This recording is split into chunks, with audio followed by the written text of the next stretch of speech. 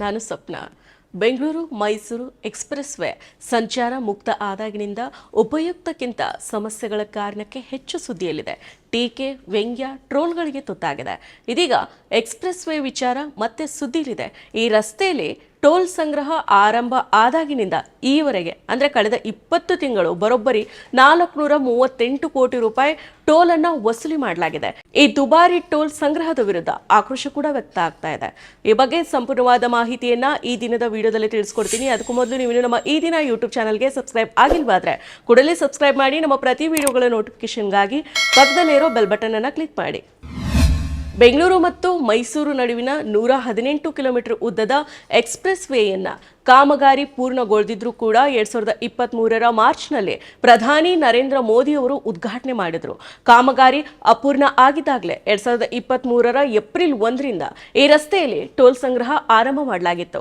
ಭಾರತೀಯ ರಾಷ್ಟ್ರೀಯ ಹೆದ್ದಾರಿ ಪ್ರಾಧಿಕಾರ ಮಾಹಿತಿಯ ಪ್ರಕಾರ ಬೆಂಗಳೂರು ಮೈಸೂರು ಎಕ್ಸ್‌ಪ್ರೆಸ್ ವೇ ನಿರ್ಮಾಣಕ್ಕೆ ಭೂ ಸ್ವಾಧೀನದ ಖರ್ಚನ್ನು ಹೊರತುಪಡಿಸಿ 4,473 ಕೋಟಿ ರೂಪಾಯಿ ಖರ್ಚನ್ನ ಮಾಡಲಾಗಿದೆ. ಈ ಮೊತ್ತದ 10% ಹಣವನ್ನ ಅಂದ್ರೆ 438 ಕೋಟಿ ರೂಪಾಯಿಯನ್ನ ಕಳೆದ 20 ತಿಂಗಳಲ್ಲಿ ಟೋಲ್ ಮೂಲಕ ವಸೂಲಿ ಮಾಡಲಾಗಿದೆ ಅನ್ನೋದು ಈಗ ಗಮನ ಸೆಳೀತಾ ಇದೆ. ಚಳಿಗಾಲದ ಸಂಸತ್ ಅಧಿವೇಶನದಲ್ಲಿ ದೇಶದ ಹೆದ್ದಾರಿಗಳಲ್ಲಿ ಸಂಗ್ರಹ ಆದ ಟೋಲ್ ಹಣದ ಬಗ್ಗೆ ಸಂಸದ ಅಸಾದುದ್ದೀನ್ ಓವೈಸಿ ಪ್ರಶ್ನೆಯನ್ನ ಎತ್ತಿದ್ರು. ಅವರ ಪ್ರಶ್ನೆಗೆ ಕೇಂದ್ರ ರಸ್ತೆ ಸಾರಿಗೆ ಮತ್ತು ಹೆದ್ದಾರಿಗಳ ಸಚಿವ ನಿತಿನ್ ಗಡ್ಕರಿ ಅವರು ಉತ್ತರ ನೀಡಿದ್ದಾರೆ. ಅವರ ಉತ್ತರದಲ್ಲಿ ಹೇಳಿರುವಂತೆ ಬೆಂಗಳೂರು ಮೈಸೂರು ಎಕ್ಸ್‌ಪ್ರೆಸ್ ವೇನಲ್ಲಿ 438 ಕೋಟಿ ರೂಪಾಯಿ ಟೋಲ್ ಸಂಗ್ರಹ ಆಗಿದೆ. ಎಕ್ಸ್‌ಪ್ರೆಸ್ ವೇನಲ್ಲಿ 3 ಟೋಲ್ಗಳಿದ್ದಾವೆ. ಬೆಂಗಳೂರು ದಕ್ಷಿಣ ತಾಲೂಕಿನ ಕಣಿಮಿನಿಕೆ, ರಾಮನಗರ ತಾಲೂಕಿನ ಶೇಷಗಿರಿಹಳ್ಳಿ ಹಾಗೂ ಶ್ರೀರಂಗಪಟ್ಟಣದ ಗಣಂಗೂರಿನಲ್ಲಿ ಟೋಲ್ ಕೇಂದ್ರಗಳಿದ್ದಾವೆ. ಈ ಪೈಕಿ ಕಣಮಿನಿಕೆ ಮತ್ತು ಶೇಷಗಿರಿಹಳ್ಳಿ ಟೋಲ್ಗಳಲ್ಲಿ ಒಟ್ಟು 278.91 ಕೋಟಿ ರೂಪಾಯಿ ಟೋಲ್ ಸಂಗ್ರಹ ಆಗಿದ್ರೆ ಗಣಂಗೂರು ಟೋಲ್ಗಳಲ್ಲಿ 159.37 ಕೋಟಿ ರೂಪಾಯಿ ವಸೂಲಿಯನ್ನ ಮಾಡಲಾಗಿದೆ. ಇನ್ನು ಸಂಗ್ರಹವಾದ ಒಟ್ಟು 438 ಕೋಟಿ ರೂಪಾಯಿ ಟೋಲ್ ಪೈಕಿ 2023-24ನೇ ಆರ್ಥಿಕ ವರ್ಷದಲ್ಲಿ 270.96 ಕೋಟಿ ರೂಪಾಯಿ ಮತ್ತು 2024-25ನೇ ಆರ್ಥಿಕ ವರ್ಷದಲ್ಲಿ ಈವರೆಗೆ 167.32 ಕೋಟಿ ರೂಪಾಯಿಯನ್ನ ಟೋಲ್ ವಸೂಲಿ ಮಾಡಲಾಗಿದೆ. ಪ್ರಸ್ತುತ ಆರ್ಥಿಕ ವರ್ಷ ಪೂರ್ಣಗೊಳ್ಳೋದಕ್ಕೆ ಇನ್ನೂ ಕೂಡ 4 ತಿಂಗಳುಗಳಿದೆ. ಆ ವೇಳೆಗೆ ಇನ್ನೂ 80ರಿಂದ 90 ಕೋಟಿ ರೂಪಾಯಿ ಸುಂಕ ವಸೂಲಾಗೋ ಸಾಧ್ಯತೆಗಳಿದೆ. ಇನ್ನು ಗಮನಾರ್ಹ ವಿಚಾರ ಏನಂದ್ರೆ ಇದೇ ಕಳೆದ 20 ತಿಂಗಳಲ್ಲಿ ಎಕ್ಸ್‌ಪ್ರೆಸ್ ವೇನಲ್ಲಿ 3 ಬಾರಿ ಟೋಲ್ ಶುಲ್ಕ ಪರಿಷ್ಕರಣೆಯನ್ನ ಮಾಡಲಾಗಿದೆ. 2023ರ ಏಪ್ರಿಲ್ನಲ್ಲಿ ಟೋಲ್ ವಸೂಲಿ ಆರಂಭ ಆಗಿತ್ತು. ಅದಾದ ಒಂದೇ ತಿಂಗಳಿನಲ್ಲಿ ಜುಲೈ 1ರಂದು ಶುಲ್ಕವನ್ನ ಪರಿಷ್ಕರಣೆ ಮಾಡಿ 22% ಟೋಲ್ ದರವನ್ನ ಹೆಚ್ಚಳ ಮಾಡಲಾಗಿತ್ತು. ಆ ಬಳಿಕ 2024ರ ಮಾರ್ಚ್ನಲ್ಲಿ ಮತ್ತೆ 3% ಅನ್ನ ಹೆಚ್ಚಿಸಲಾಗಿತ್ತು. ಪದೇ ಪದೇ ಟೋಲ್ ದರ ಹೆಚ್ಚಿಸ್ತಾ ಇರೋ ಬಗ್ಗೆ ವಾಹನ ಸವಾರರು ಆಕ್ರೋಶವನ್ನ ವ್ಯಕ್ತಪಡಿಸ್ತಾ ಇದ್ರು. ಕೇಂದ್ರ ಸರ್ಕಾರದ ವಿರುದ್ಧ ಕಿಡಿಕಾರ್ತಾ ಇದ್ರು.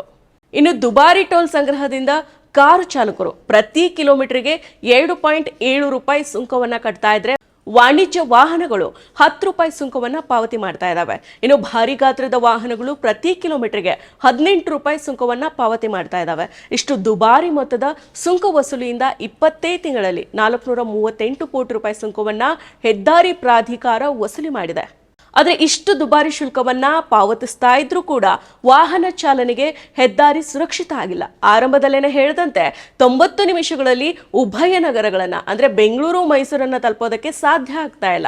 ಮಳೆ ಬಂದಾಗ ಬಿಡದಿ ಸಮೀಪದಲ್ಲಿ ಎಕ್ಸ್‌ಪ್ರೆಸ್ ವೇ ಸಂಪೂರ್ಣ ಜಲಾವೃತ ಆಗುತ್ತೆ. ಕಳೆದ ವರ್ಷ ಮಳೆಗಾಲದಲ್ಲಿ ರಸ್ತೆ ಜಲಾವೃತಗೊಂಡು ಹಲವಾರು ವಾಹನಗಳು ನೀರಿನಲ್ಲಿ ಮುಳುಗಿದ್ವು. ಅಲ್ಲದೆ 2023ರ ಮಾರ್ಚ್ನಿಂದ ನವೆಂಬರ್ವರೆಗೆ 9 ತಿಂಗಳಲ್ಲಿ ಬರೋಬ್ಬರಿ 595 ಅಪಘಾತ ಸಂಭವಿಸಿದಾವೆ. 158 ಮಂದಿ ಜೀವವನ್ನ ಕಳೆದುಕೊಂಡಿದ್ದಾರೆ. ಅಲ್ಲದೆ 2024ರ ಜನವರಿಯಿಂದ ಮೇ ನಡುವೆ 31 ಸಾವುಗಳು ಸಂಭವಿಸಿದಾವೆ. ಅಪಘಾತದ ಕಾರಣದಿಂದಾಗಿ ಎಕ್ಸ್‌ಪ್ರೆಸ್ ವೇನಲ್ಲಿಯೂ ಕೂಡ ವಾಹನಗಳು ವೇಗವಾಗಿ ಚಲಿಸದಂತೆ ನಿರ್ಬಂಧವನ್ನ ಹೇರಲಾಗಿದೆ. ವೇಗದ ಮಿತಿಯನ್ನ 120 ಕಿಲೋಮೀಟರ್ಗೆ ಇಳಿಸಲಾಗಿದೆ. ಇನ್ನು ದುಬಾರಿ ಟೋಲ್ ಸಂಗ್ರಹದ ಬಗ್ಗೆ ಈ ದಿನ.com ಜೊತೆಗೆ ಮಾತನಾಡಿದ ಮಂಡ್ಯ ನಿವಾಸಿ ಜಗದೀಶ್ ಅವರು, ಎಕ್ಸ್‌ಪ್ರೆಸ್ ವೇನಲ್ಲಿ ಪ್ರಯಾಣಿಕರು ಅಥವಾ ವಾಹನ ಸವಾರರಿಗೆ ಯಾವುದೇ ಸೌಲಭ್ಯಗಳಿಲ್ಲ.